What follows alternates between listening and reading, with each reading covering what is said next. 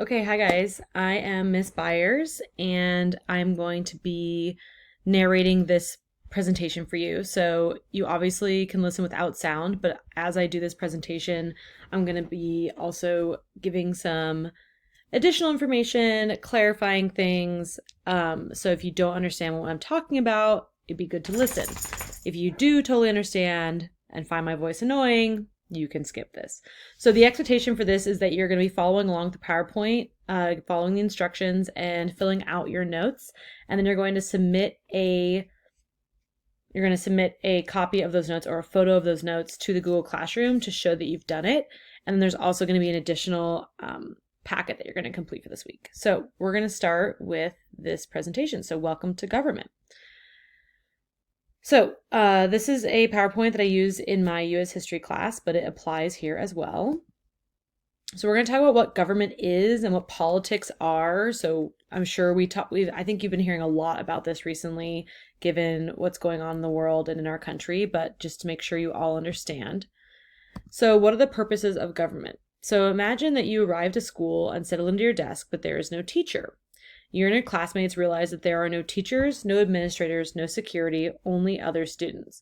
No one can communicate with anyone out of the building, and the doors are locked so no one can leave. Some of the most rowdy students began planning a day of pandemonium. You do not know what they intend.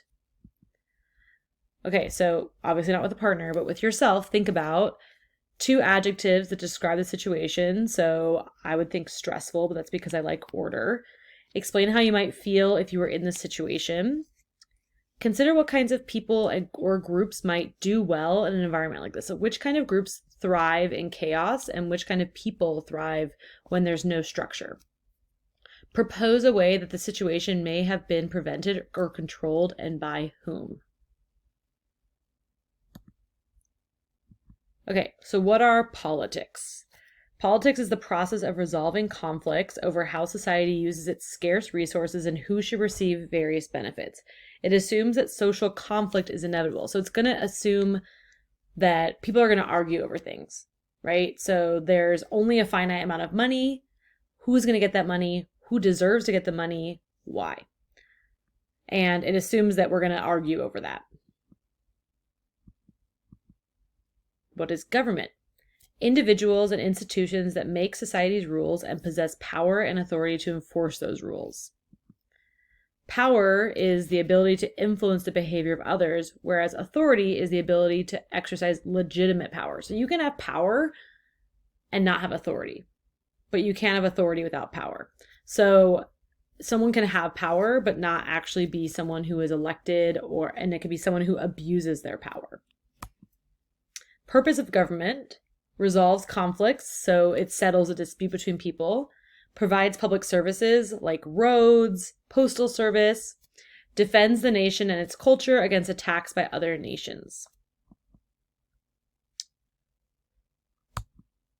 Influences on American government. So limited government. Powers of the government are limited, meaning they have little influence in your life. They can't do everything they want. They only do what we allow them to do.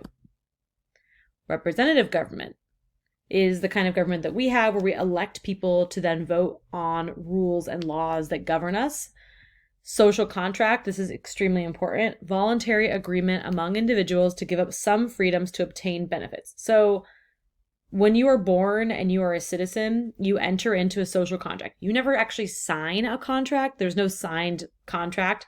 It's a social contract. So that means, like, by living here, I agree to follow your laws, but I also know that by following your laws, I'm getting benefits. If I break those laws, then I have to give up some of my benefits.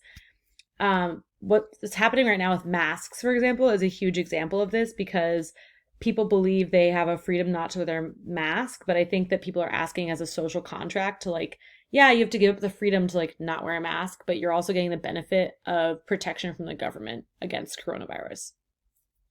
Natural rights: inherent right of every individual by virtue of the fact that he or she is a human being. So we all have natural rights that don't have to be given to us by a government. We don't have to have a law passed to protect them. We all have inherent rights. Inherent means, like, natural. Okay, that's all for today on this PowerPoint. but we are going to continue with different types of government. And maybe some of you already know what kind of government we have, some of you don't. I just think this is a really pertinent topic right now because we are all talking about what freedoms we have. What freedoms do I have as a citizen, an American citizen? How are those freedoms being encroached by the government? Is the government doing their job? Are we getting benefits from the government? Do we want to change the government? Those are all really important questions. So fill out your notes, follow along, and then do the packet. Have a good day. See you tomorrow.